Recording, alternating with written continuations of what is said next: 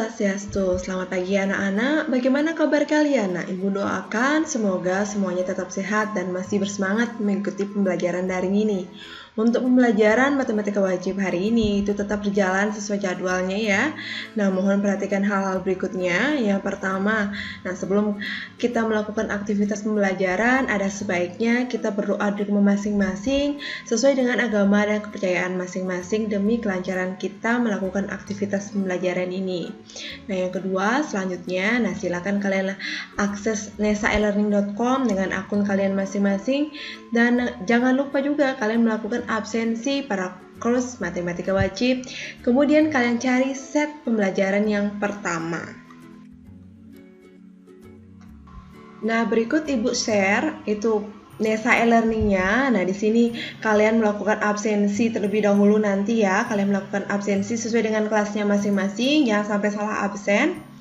Nah, kemudian setelah kalian melakukan absensi itu kalian cari set pembelajaran satunya. Nah, di set pembelajaran satunya di sini ada bahan ajar, PPT-nya, ada video pembelajarannya. Nah, kalian lihat LKPD satunya. Ya, yang di atas ini itu sebagai penunjang pembelajaran kalian. Nah, kalian diskusikan LKPD satunya.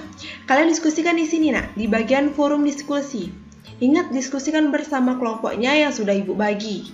Ya, nanti Ibu juga akan pantau tetap untuk forum diskusinya.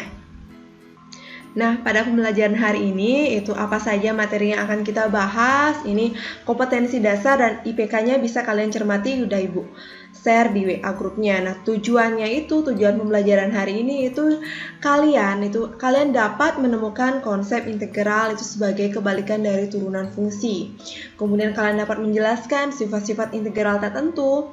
Kalian dapat mengkreasi berbagai solusi dalam menyelesaikan soal-soal integral, yaitu kalian dapat menjelaskan penerapan integral tak tentu dalam fungsi aljabar.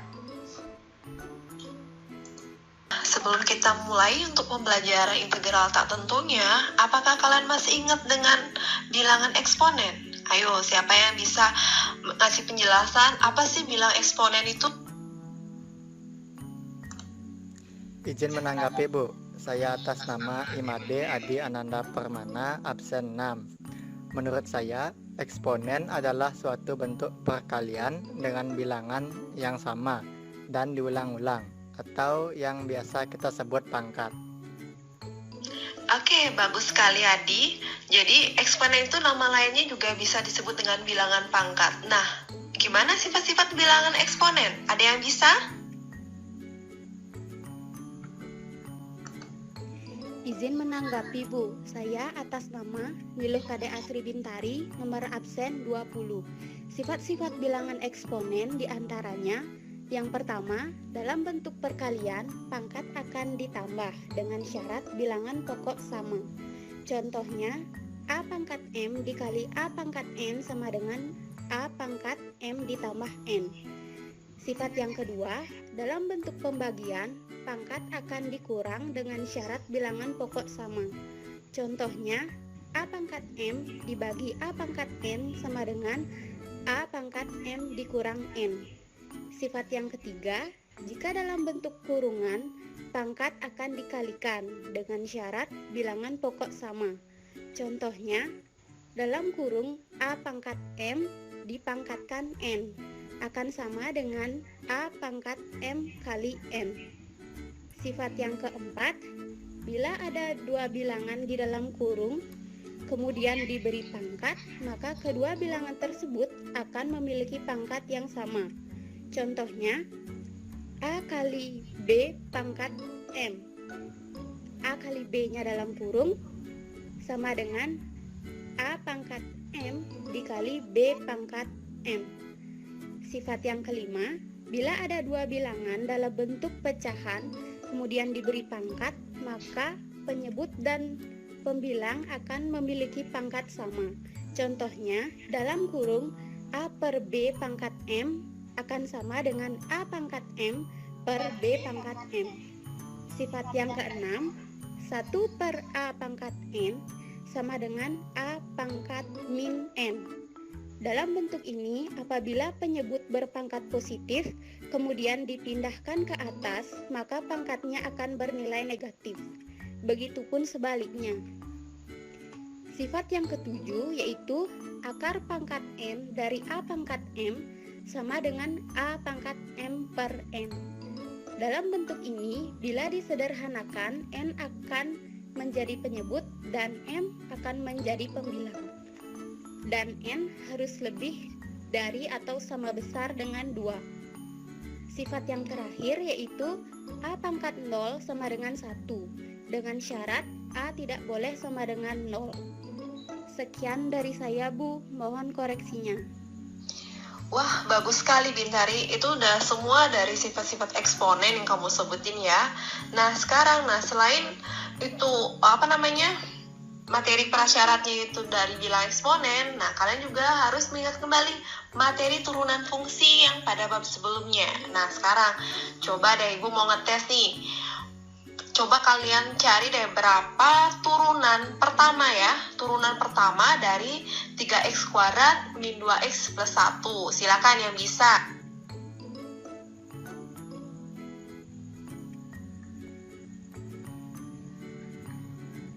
Nah, pada gambar permasalahan yang pertama, di sini kan disampaikan bahwa di pelabuhan itu selalu terjadi bongkar muat barang dari kapal ke dermaga dengan menggunakan mesin pengangkat atau pemindah barang. Nah, barang dalam jaring diangkat dan diturunkan ke dermaga. Terkadang barang diturunkan ke sebuah bidang miring agar mudah dipindahkan ke tempat yang diharapkan. Nah, dari permasalahan ini, dapatkah kalian sketsakan perpindahan barang tersebut? Terus dapatkah kalian temukan hubungan masalah ini dengan konsep turunan? Nah, nanti untuk penyelesaiannya kalian bisa simak lebih jelasnya pada LKPD yang pertama. Oke, sekarang kita akan berdiskusi langsung dalam forum diskusi para Nesa e-learning ya. Jadi silakan kalian login dengan akun masing-masing. Itu kalian bekerja bersama kelompoknya ya. Jadi mendiskusikan LKPD yang ada di Nesa e-learning itu sendiri. Nah, Ibu kasih waktu 30 menit untuk menyelesaikan forum diskusinya. Dan kalian unggah hasil diskusi kalian pada tempat yang kalian tadi mendownload LKPD-nya. Nah, nanti akan Ibu pilih salah satu untuk mewakilkan kelompoknya untuk mempresentasikan hasil diskusinya. Untuk link Zoom-nya akan Ibu berikan nanti di grup WA-nya, Nak ya. Nah, nanti untuk kegiatan diskusi di forumnya, mohon kalian tetap diskusi di sana. Jadi Ibu harapkan kontribusi dari masing-masing kelompoknya. Nanti juga kalau kalian ada pertanyaan, Ibu akan tetap pantau di Nesa e-learning-nya.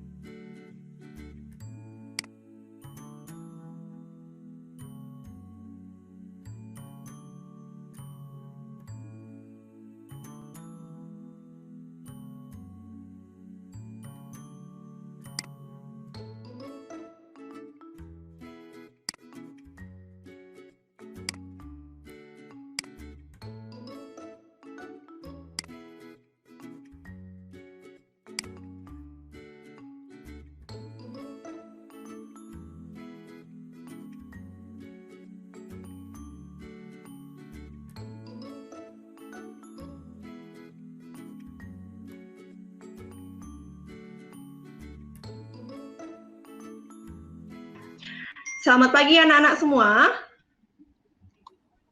Pagi, Bu. Oke. Selamat pagi ya. Tadi sudah Ibu lihat. Sudah Ibu lihat forum diskusi kalian dan juga sudah ada yang berapa Ibu komentarin. Ya. Oke, sebelum kita mulai mendiskusikan, apakah semua temannya sudah masuk ke room ini? Coba ketua kelasnya dilihat. Sudah semuanya belum? Desa sudah hadir dia? Hadir Bu, hadir. Hadir Sinyalnya ya. kameranya jadinya saya matikan Bu. Oh iya, pantesan nggak kelihatan wajah desanya ya. Oke, sebelum Ibu mulai, Ibu perlihatkan kembali lagi yang tadi kalian kerjakan di Nesa e-learning-nya ya, Nak ya.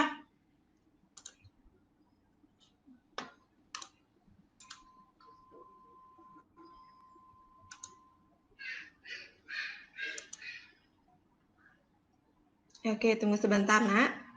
Oke, nah tadi kan kalian sudah mendownload di LKPD 1-nya yang pertama ini kan, terus forum diskusinya juga sudah kalian lakukan semua, sudah Ibu lihat semuanya, sudah ada komentar, semuanya sudah aktif, dan sudah ada beberapa yang Ibu tanggapin juga ya, Nak ya. Nah, yang berikutnya. Nah, untuk nih media pembelajaran interaktifnya, sudah dicoba tadi belum? Desa gimana? Sudah dicoba media pembelajarannya di video H5P-nya? Sudah Bu, sudah. Gimana? Bisa menjawabnya? Bisa Bu, walaupun ada beberapa yang salah sekali, saya ngulang lagi jadinya Bu. Oh ya, tak apa nak. Yang penting sudah bisa mencoba ya. Oke. Nah, sekarang mari kita lanjutkan mendiskusikan. Tadi kan Ibu ngasih di LKPD-nya 3 permasalahan yang harus kita diskusikan tadi di forum. Nah, sekarang mari kita sampaikan tiap-tiap kelompok. Nah, untuk yang permasalahan yang pertama, itu Ibu minta wakil dari kelompok 1 ya. Nah, kalau bisa share screen nah jawabannya. Baik, Siapa Bu. mau? Saya akan mewakili kelompok 1. Oh iya, Izin Pipin share silakan. screen dulu, Bu. Iya, silakan Pipin.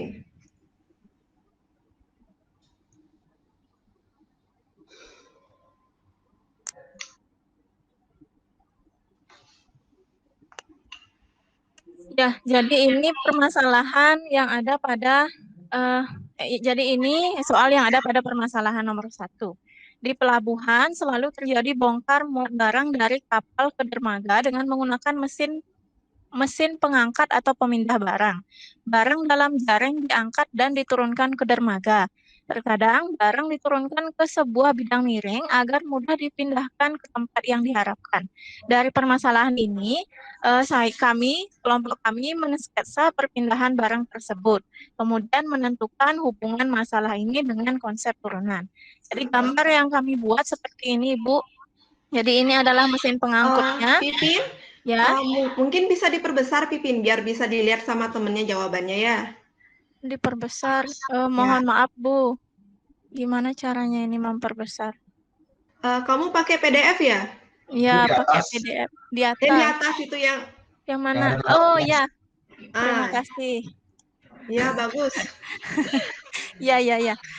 Selanjutnya gambar 1. Jadi gambar 1 kami buat seperti ini. Di sini mesin pengangkut, kemudian ini ada jaringnya, kita anggap jaring ini sebagai suatu fungsi. Kemudian ini bidang miringnya kita anggap sebagai sebuah garis. Nah, dasar dermaga kita misalkan dengan sumbu X. Ketinggian kita misalkan dengan sumbu Y. Ketika barang diturunkan perlahan-lahan, maka fungsi ini tetap dan konstanta atau nilai C-nya berubah-ubah. Kemudian gambar 2, gambarnya seperti ini, Ibu. Jadi, fungsinya diturunkan perlahan-lahan. Nah, selanjutnya, gambar 3 kami peroleh seperti ini. Secara notasi matematika dituliskan M sama dengan DY per DX sama dengan FX. Sehingga Y sama dengan FX. Disebut juga anti turunan dari M. Dengan demikian, anti turunan dari M adalah Y sama dengan Fx tambah C. Hal ini berarti bahwa nilai konstanta C dapat berubah-ubah. Jadi integral adalah anti turunan dari sebuah fungsi. Baik, mungkin itu dari permasalahan 1 yang bisa kami jelaskan, Ibu. Mungkin dari kelompok lain ada yang beda atau sama nih dengan kelompok 1-nya? Dari kelompok saya beda, Ibu. Gimana bedanya ini? Saya hanya buat 2 gambar saja, tapi untuk penjelasannya sama, Bu. Oh, buat 2 gambar, berarti gambar 1 sama gambar 3 saja? Nggak apa-apa kan, Bu? Iya, nggak apa-apa. Ya penting jawaban maksudnya sama kan dengan kelompok Pipinnya? Sama Ibu jawabannya. Oke. Nah, ini untuk permasalahan yang pertama, itu kelompok Pipin itu udah benar ya. Bahwa integral itu adalah anti turunan dari suatu fungsinya. Nah, mari kita lanjutkan lagi ke permasalahan yang kedua. Boleh deh langsung Pipin lanjutin untuk masalah yang kedua ya. Baik, Ibu. Lanjut ke permasalahan yang kedua. Di sini kita di sini tadi kita mendiskusikan integral tak tentu sebagai kebalikan dari turunan fungsi. Yang pertama, kita ingat dulu rumus turunan fungsinya. Misalkan f(x) adalah fungsi bernilai real dan dapat diturunkan pada interval i. A adalah bilangan real, maka kita peroleh rumusnya f(x) sama dengan x pangkat n. Jika f(x) sama dengan x pangkat n, maka turunannya f aksen x sama dengan fx, di mana fx itu bisa diperoleh dengan n kali x pangkat n min 1. Kemudian kalau dia rumus fungsinya fx sama dengan a kali x pangkat n, turunannya f aksen x sama dengan fx sama dengan a kali n pangkat x pangkat kali x pangkat n min 1. Nah, berdasarkan konsep yang tadi, kita peroleh jawaban yang nomor A, f aksen x-nya atau turunannya adalah x pangkat 3, kemudian fx-nya yang ke nomor 2, fx sama dengan x pangkat 3, dan semuanya nomor A sampai E kita peroleh x pangkat 3. Nah, bagaimana di sini kami jawab pertanyaannya, bagaimana turunan dari fungsi-fungsi tersebut? Ternyata jawabannya sama, yaitu x pangkat 3. Selanjutnya, meskipun turunannya sama, yang membedakan adalah konstanta C-nya pada fungsi fx. Nah, di sini kami sudah lengkapi bagannya. Jadi yang di sini kami isi fx, kemudian turunannya adalah f-nya kecil jadinya Ibu, kemudian anti turunannya jadi besar f-nya dan ditambah c atau konstanta. Sehingga kesimpulan yang bisa kami ambil, integral fx dx sama dengan f besar x tambah c. C-nya konstanta. Demikian Ibu. Oke, bagus sekali Pipin. Nah, sekarang nih pertanyaan Ibu untuk kelompok lain ya. Kenapa di rumus kesimpulannya isi plus C? Ayo, siapa yang bisa? Izin menanggapi, Bu. Iya, Eka, silakan. Ya, menurut saya, C itu adalah suatu konstanta. Itu ditulis untuk mewakili nilai suatu konstanta yang tak tentu pada hasil pengintegralan. Karena kita tidak tahu pasti berapa nilai dari konstanta tersebut. Maka dengan itu disimbolkan atau dituliskan dengan variabel C. Mungkin itu menurut saya. Oke. Bagus sekali Eka. Nah, itu C itu sebagai konstanta, tapi apakah harus C saja? Bila huruf pemisah yang lain apakah boleh? Tentu saja boleh, nak. Tapi sesuai kesepakatan, kita gunakan saja plus C-nya untuk mewakilkan suatu konstantanya. Nah, oke, Ibu lanjut lagi ke permasalahan 2-nya. Itu Ibu minta kelompok lain. Nah, Pipin tolong stop share-nya ya. Ibu.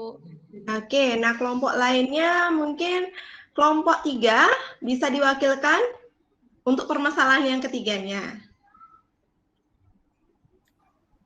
Saya nyoba, Bu, ya. Oh ya, silakan Ida. Ya, izin untuk share screen, Ibu. Ya.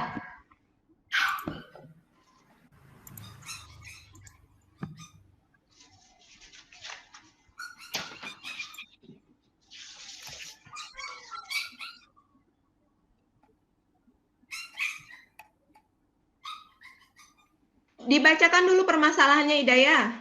Oh iya, Ibu. Sebentar ya, Ibu. Sudah terlihat ya, Ibu?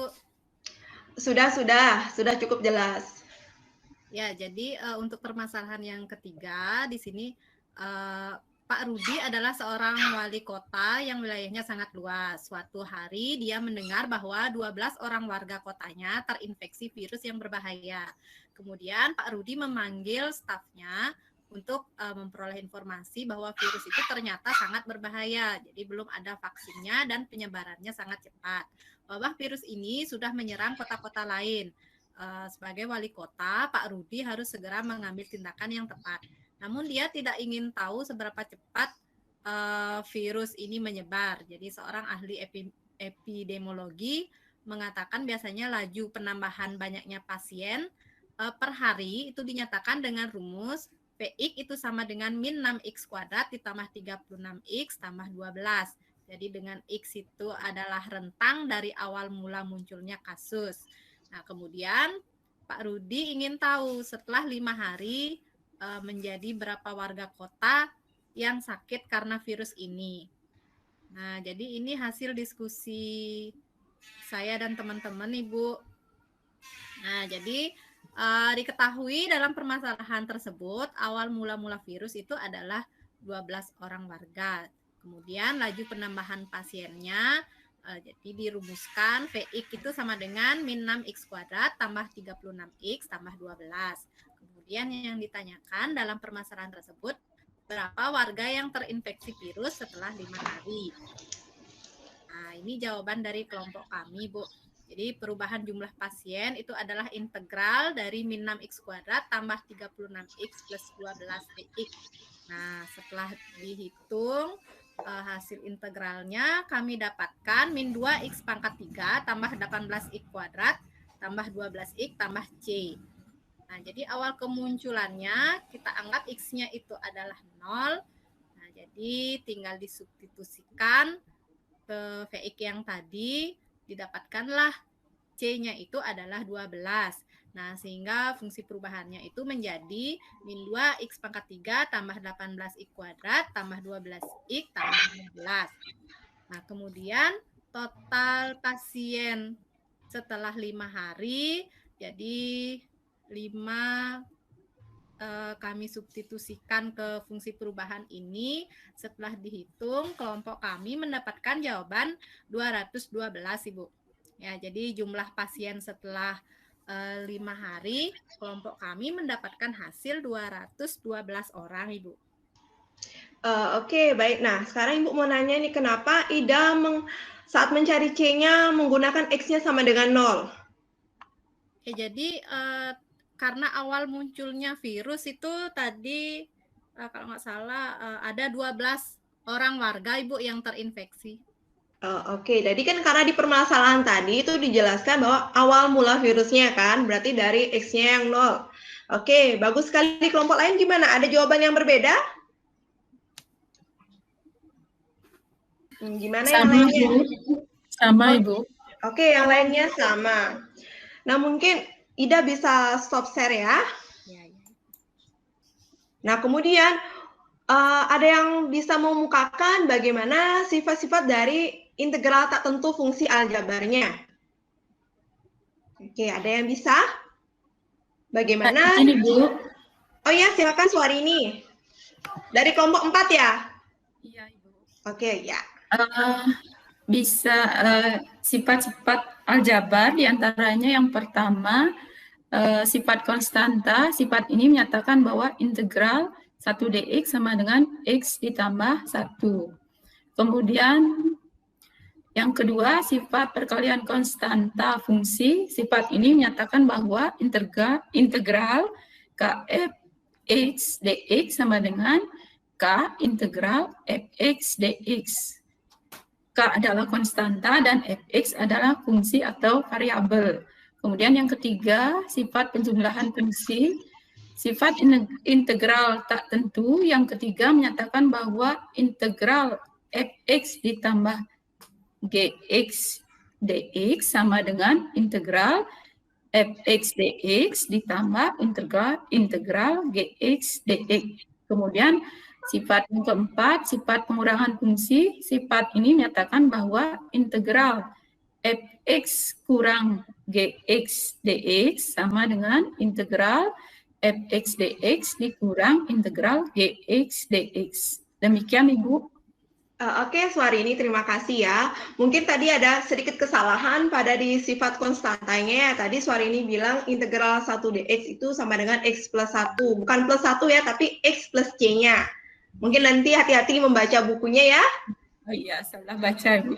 Iya, tidak apa-apa, namanya juga belajar. Nah, Nah, sekarang itu dari sifat-sifat yang dikemukakan temannya tadi, itu kalian tuh dapat gunakan untuk menyelesaikan latihan soal yang ada di LKPD-nya. Di sana kan di bawah 3 permasalahan itu ada soal-soal latihan. Nah, kalian bisa menggunakan penerapan dari sifat-sifat integral tak tentu itu. Ya. Nah, kemudian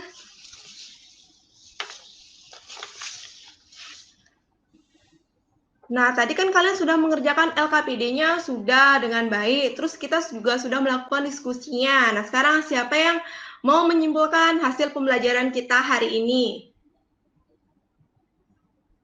Boleh saya, Bu? Ya, silakan Pipin. Jadi kesimpulan yang bisa kita ambil dari materi yang sudah kita pelajari tadi, yang pertama, proses mencari integral merupakan kebalikan dari sebuah proses turunan. Kemudian yang kedua, integral merupakan anti turunan dari sebuah fungsi dan mempunyai konstanta yang belum ditentukan nilainya, yaitu C. Ya, segitu Ibu. Oke, ada yang mau menambahkan? Izin menambahkan Ibu. Ya, silakan Eka. Notasi matematika yang digunakan untuk menyatakan integral itu seperti S, huruf S kapital, tapi dibuat memanjang. Oh iya, bagus. Ya, itu aja. Oke, tambahan lagi ya. Itu untuk kesimpulannya, itu kan udah dikemukakan oleh Pipin sama Eka. Selain integral itu kebalikan dari anti turunan, terus lambang integral itu kayak huruf S yang memanjang. Nah, sifat-sifat yang dikemukakan Suarini tadi jangan dilupakan. Ya. Nah, kemudian, bagus tadi kesimpulannya sudah bagus-bagus. Nah, dari pembelajaran yang tadi masih ada nggak yang belum dipahami? Atau masih ada yang ada kendalanya, bisa disampaikan? Mungkin Ida, ya Ida. Apa yang kita pelajarin hari ini nih? Integral itu kebalikan dari turunan ya Bu ya? Iya, bagus. Terus masih ada yang nggak belum Ida pahami dari pembelajaran hari ini? Saya masih belum paham ketika soalnya nanti dalam bentuk akar Bu. Oh, kalau soalnya dalam bentuk akar, sebelum Ida mengintegralkan, ingat kembali materi persyaratan tadi, yang di eksponennya, dirubah dulu ke bentuk pangkat akarnya. Nanti dioperasikan, baru Ida integralkan, biar lebih gampang, ya. Karena kita nggak bisa mencari integral dari akar, kita harus rubah dulu ke bentuk eksponennya. Sudah Ida, bisa? Begitu ya Bu, iya Ibu. Ya. Oke, nah untuk pembelajaran hari ini, Ibu cukupkan sampai di sini ya. Nah untuk materi selanjutnya, itu kalian bisa pelajari dulu integral dengan metode substitusinya. Ya, nah Meet ini, kalian akses Nesa e-learning-nya, itu udah Ibu siapin kuis. Nah untuk menguji pemahaman kalian tentang integral sebagai anti turunan. Bisa, nak? Ya, Ibu. Oke, Ibu. Ya. Oke, terima kasih untuk perhatiannya ya. Jadi, kegiatan pembelajaran kita hari ini itu sudah berjalan dengan baik dan sangat baik malah ya. Nah, mari kita tepuk tangan untuk yang presentasi, yang sudah memberi tanggapan ya. Terima kasih semuanya. Ibu akhiri dengan para mesanti ya. Om Santi Santi Santi Om.